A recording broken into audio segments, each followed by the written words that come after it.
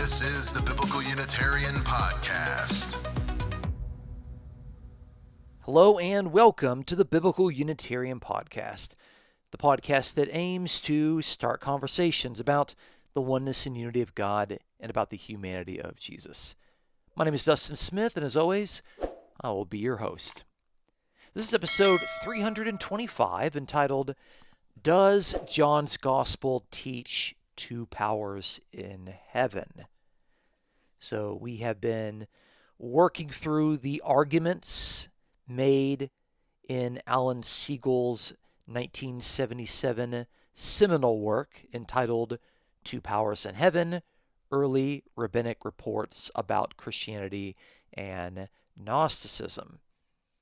So in the first episode, we looked at his general arguments in regard to what the rabbis defined as the two powers in heaven, and we demonstrated there were some significant problems with those approaches.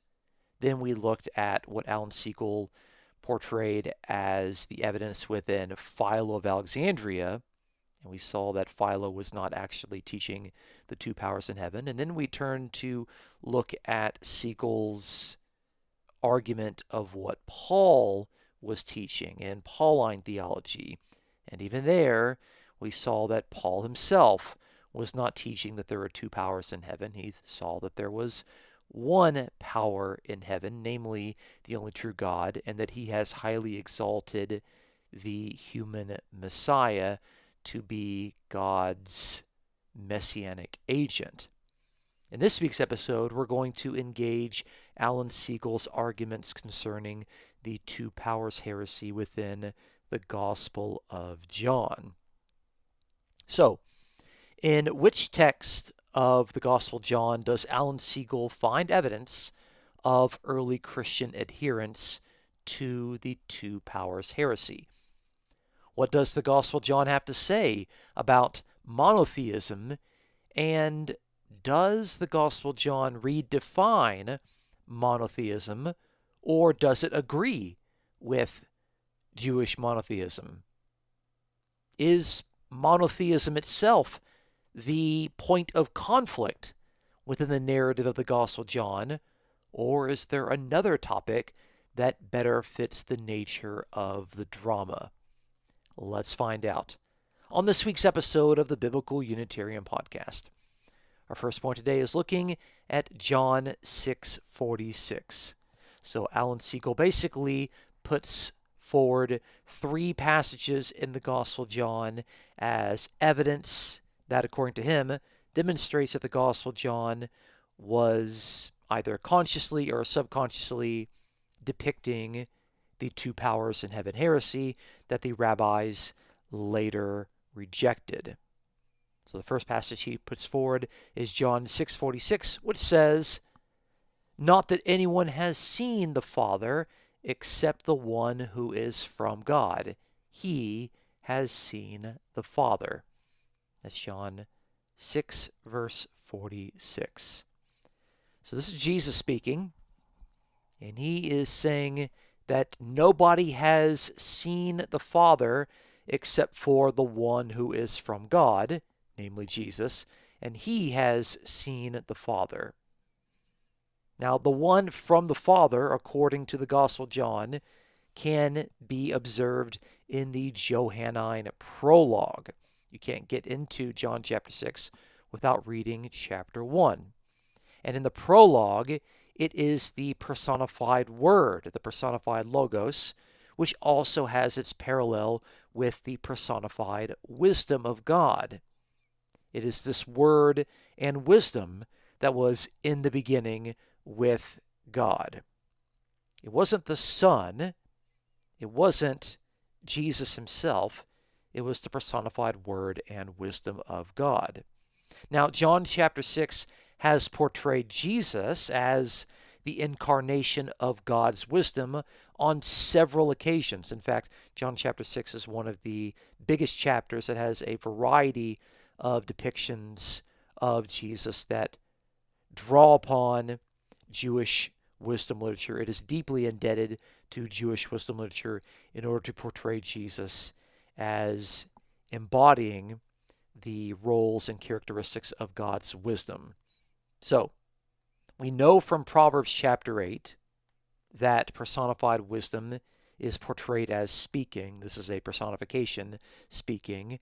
And wisdom there speaks. She has a first-person speech.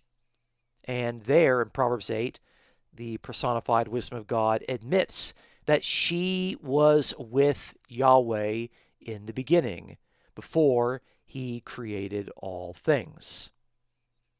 So what do we see in John chapter 6, verse 46? We can see Jesus, who is the embodiment of wisdom, dare I say, the incarnation of God's wisdom, and that wisdom, of course, has seen the Father. But this is Jesus speaking as personified wisdom's incarnation, the wisdom that has become flesh. Now, Alan Segal is going to point to John chapter 6, verse 46, and he considers that the Sinai theophany that is depicted in Exodus chapter 33, verse 20, is now being redefined. So in Exodus 33, verse 20, Moses is said to have seen God, even though it says earlier in Exodus that no one can see God and live.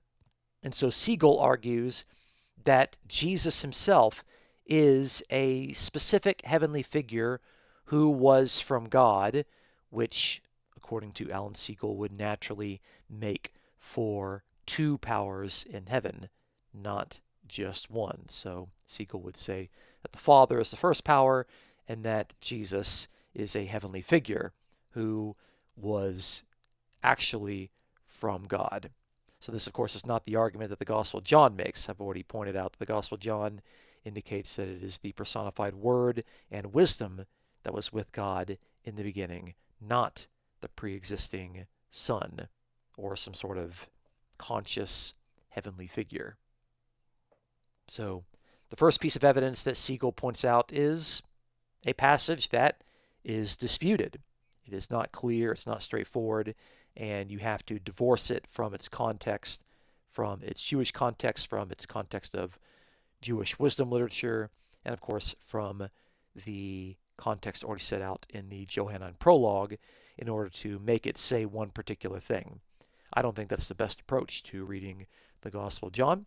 But let's move on to the second point, point number 2, which is John chapter 3, verse 13.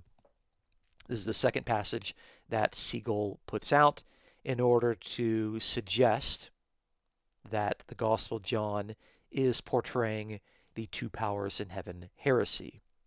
So John 3:13 has Jesus again speaking, saying, "No one has ascended into heaven, but he who descended from heaven, the Son of Man." John 3, verse 13. So Jesus is saying that no one has ascended into heaven. This is, of course, to receive the heavenly things that he wants to speak to Nicodemus, but he can't. He wants to speak those higher level heavenly things, the heavenly secrets, the heavenly things from the true God as the authorized revealer figure, the one who reveals the heavenly secrets. He can't do that because Nicodemus doesn't even understand the basic things. Now, in some of the Jewish Enochic traditions, namely the similitudes of 1 Enoch in 1 Enoch chapters 37 through 71, there is a Son of Man figure.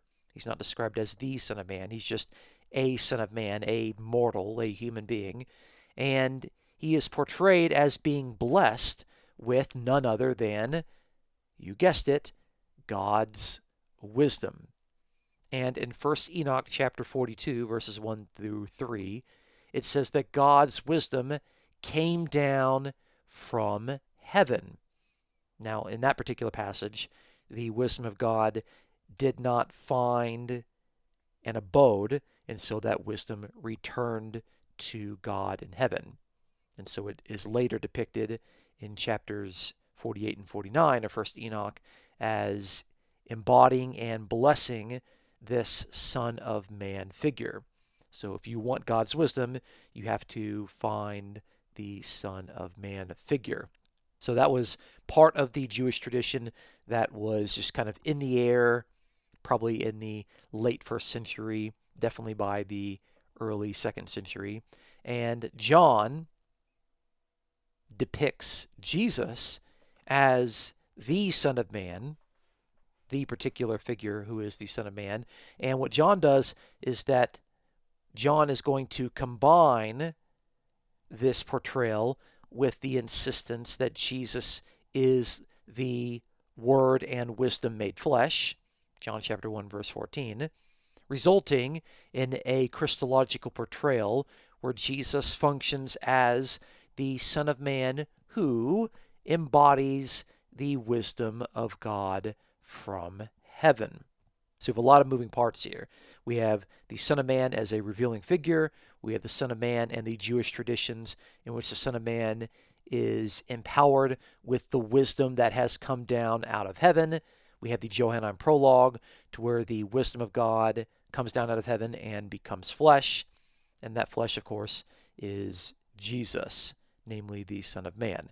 So Alan Segal argues that, quote, probably John was speaking against opposing ascension views, end quote. And I actually think that Segal is correct here. I do think that when John 3:13 is indicating that no one has ascended into heaven, that is the Gospel of John indicating that there are no other authorized revealer figures other than Jesus. The Gospel of John is portraying Jesus as the exclusive authorized and empowered revealing figure, and that is part of the argument of the Gospel of John in order to portray Jesus as that authorized messianic agent of God. Jesus is the only agent of God who really matters. He is the Messiah, the Christ, and that's part of the main argument of the Gospel of John. So, the statement in John chapter 3, verse 13, again, quote from Alan Segal, quote, is probably designed to disallow any ascension traditions except the Christian one, end quote. And I actually think he's right on this particular point. But to say that Jesus, the wisdom-empowered Son of Man, ascended into the mind of God in order to receive the heavenly things, the words and the commands of the God of heaven, is not the same as saying that Jesus is a second power in heaven. This revealer figure is the Son of Man, a human being, a highly empowered human being, a human figure that is empowered with God's wisdom. And that wisdom, of course, did descend from heaven. But this is a man, a member of the human race. This is not a second power alongside God. This is not two gods in heaven. And we have other claims of Jewish persons or Israelites that claim to have had a heavenly vision, going up into the third heaven, going up and seeing visions of paradise. So the Apostle Paul claims this in 2 Corinthians chapter 12. This is 40 years before the Gospel of John was written. We also have John the Revelator in Revelation chapter 1, who clearly claims to have had a heavenly vision. I think that this is a different John than John that we actually see behind at least the core of the Gospel of John. And if you look back in the Hebrew Bible, we have the Hebrew prophet Ezekiel, and very clearly in Ezekiel chapter 1, he has a heavenly vision.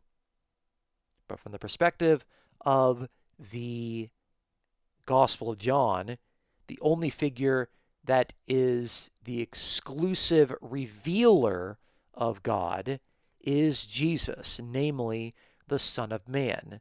The Son of Man that is empowered with God's heavenly wisdom, the wisdom that is from heaven, the wisdom that has come down from heaven.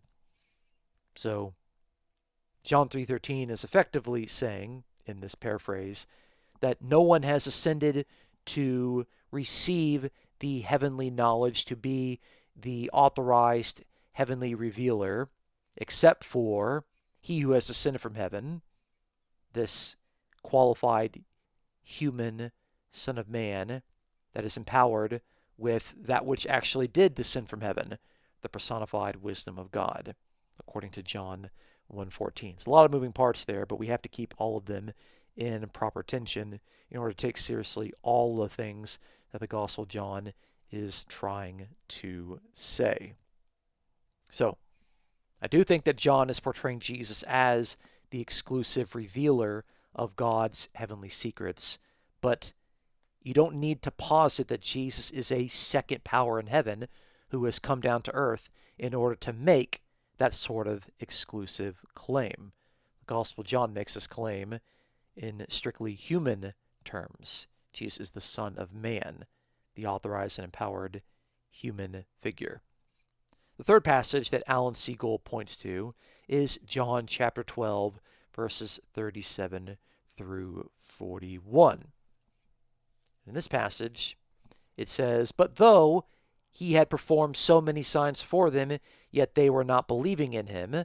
This was to fulfill the word of Isaiah the prophet, which he spoke. O Lord, who has believed our report, and to whom has the arm of the Lord been revealed? For this reason they could not believe, for Isaiah said again, He has blinded their eyes, and he hardened their heart, so that they would not see with their eye and perceive with their heart, and be converted, and I heal them. These things Isaiah said because he saw his glory, and he spoke of him." That's John 12, verses 37 through 41.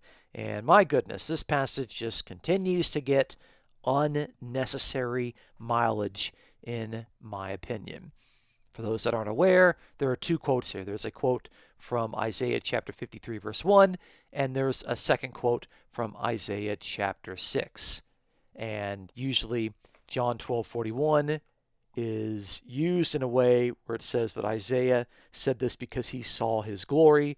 And what they do is interpreters will look at the most recent quotation, Isaiah chapter 6, which has a little bit earlier in the context, not in the immediate context, but earlier in the context, we have Yahweh sitting on his throne, and there is glory all over the place, and people will say that Isaiah must have seen Jesus' glory by seeing Yahweh himself in Isaiah chapter 6, as opposed to looking at the first reference, which is Isaiah chapter 53, where the glory and the glorification of the Son of Man is repeatedly mentioned in the surrounding context. It's mentioned in the verses right before the quotation, and it's mentioned in the verses right after the quotation. Not only is the noun doxa used, the noun for glory, but the verb doxazo is used in the context as well.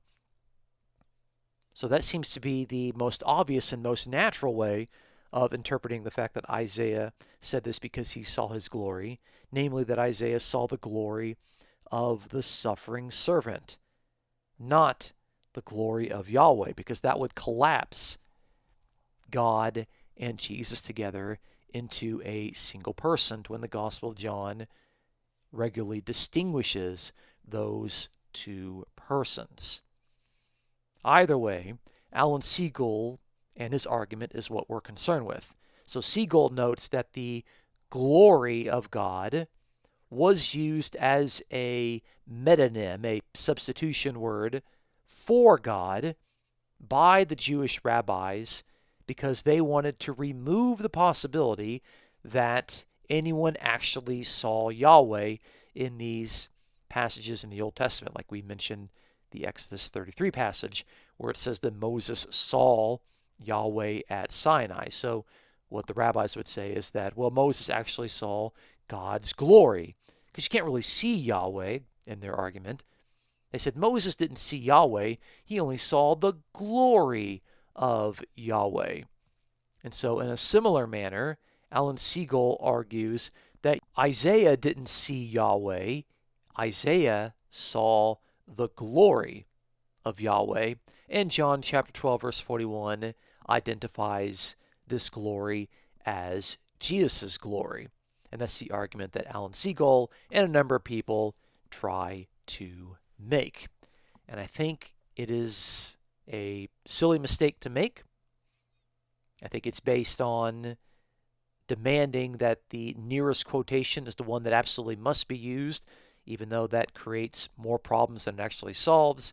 And the quotation from Isaiah 53 actually serves as a much more likely quotation because it has far more references to glory in that particular passage. But what we've effectively seen here is that Alan Segal is going to make an argument that the Gospel of John is portraying two powers in heaven, and he does so by drawing on three passages, John 6:46, John 3:13, and John 12:37 through 41. And these passages are not clear-cut. They're not straightforward. They are open to a variety of interpretations. Why would you build a particular argument on passages that are not very stable? Why would you not look at the clear evidence first on the verses that are straightforward and they're not controversial, they're not open to a variety of interpretations? To me, I think that seems to be a much more likely path if we want to understand what the Gospel of John is trying to portray. So in my response, I want to do just that very thing. I want to look at the clear passages. So this is going to move us to our fourth and final point. Point number 4, the monotheism in the Gospel of John. Now, when we look at the passages that talk about monotheism in the Gospel of John, we don't get any impression that what is being said is something that is defending against some sort of attack. We don't get the sense that there's an accusation that the Johannine community is teaching two powers in heaven and that monotheism needs to be defended. We don't get any of that impression at all. In fact, the passages that talk about the monotheism of the Johannine community seem to be in agreement with Jewish monotheism. Let's look at those passages. In John chapter 5, verse 44, Jesus says, "How can you believe when you receive glory from one another, and you do not seek the glory that is from the one and only God?" John chapter 5, verse 44. And in the context, Jesus defines the one and only God as the Father. He's not pointing to himself. He's not saying that the Son is the one and only God. He's not saying that he is some second member of the Trinity. And clearly, you can't say that there's only one and only God and also mean that there are two gods in heaven. Jesus seems to be affirming that there's only one God, which is exactly what you would expect monotheistic Jews to say and affirm. So there's no issue there, no conflict there. There is no smoke, so there's no fire. Let's move on. Chapter 8, verse 54, Jesus answered, "If I glorify myself, my glory is nothing. It is my Father who glorifies me, of whom you say, quote, he is our God," end quote. John chapter 8, verse 54. This is a great passage because what Jesus does is that he actually agrees with the Jews on the definition of who God is. Jesus indicates that that God is his own Father, and he says, this is the God of whom you say, talking to the Jews, quote, he is our God. So who is the God of the Jews? Jesus says that the Jews believe that it is Jesus' Father who is the God of the Jews, and Jesus actually agrees with that. He doesn't dispute that. He doesn't redefine that. He doesn't say, well, you think that the Father, that one person, he is our God, but really it's two other persons, the Son and the Spirit. He doesn't redefine it in Trinitarian terms. He doesn't claim himself to be a second God or a second power. He doesn't try to teach them or re-educate them on this particular point. He agrees with them on that point. And this is quite firmly indicated in his prayer in John chapter 17, verse 3. Everybody knew we were going to go there, but we absolutely have to do it in order to be clear on these points, because this issue of the two powers in heaven doesn't seem to go away.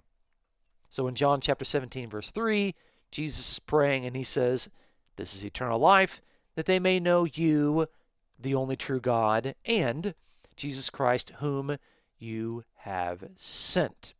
So Jesus praying to the Father. He says that they may know you, name of the Father, that is a second person pronoun, you. And Jesus defines the Father as the only true God. And then Jesus distinguishes himself from the category of the only true God, and he indicates that they need to know Jesus as the one whom the Father, namely the only true God, has sent.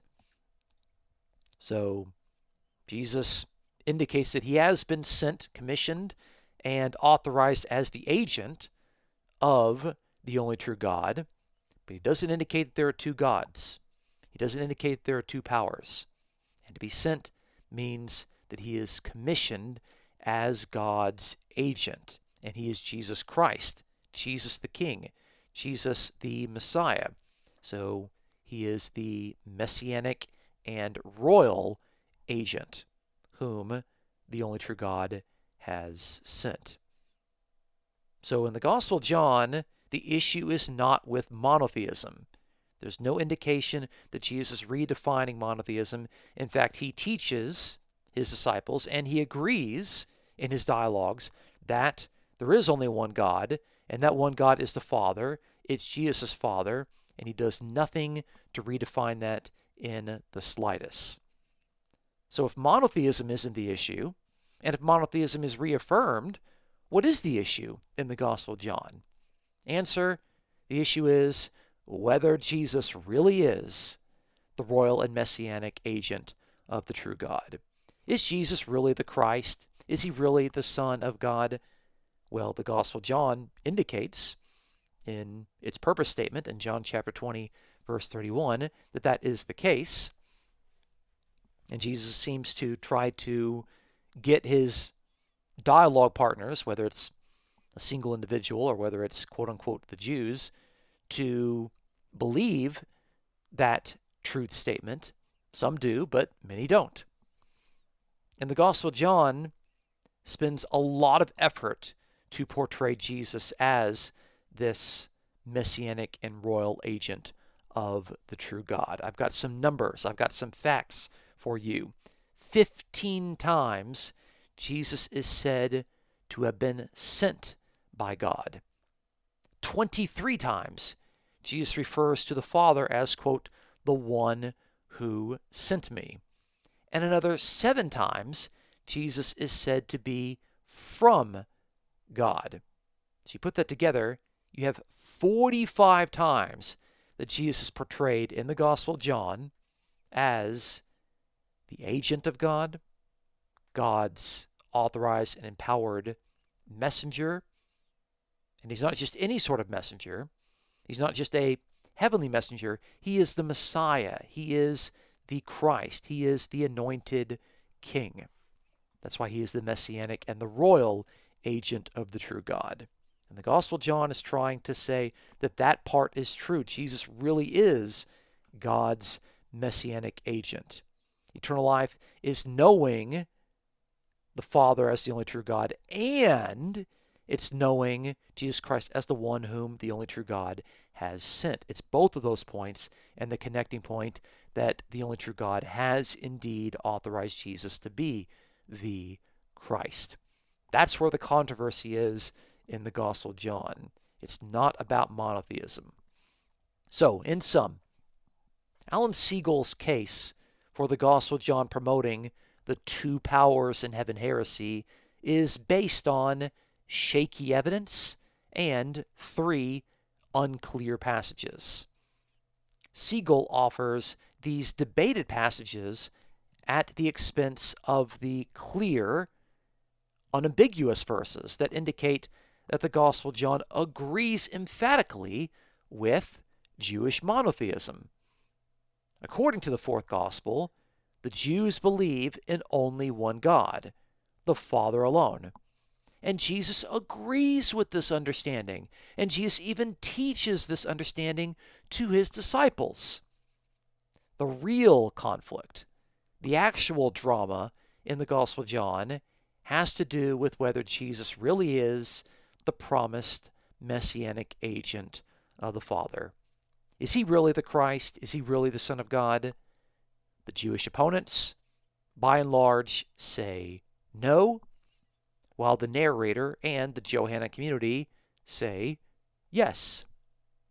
The Gospel of John does not redefine monotheism to fit in two powers in heaven.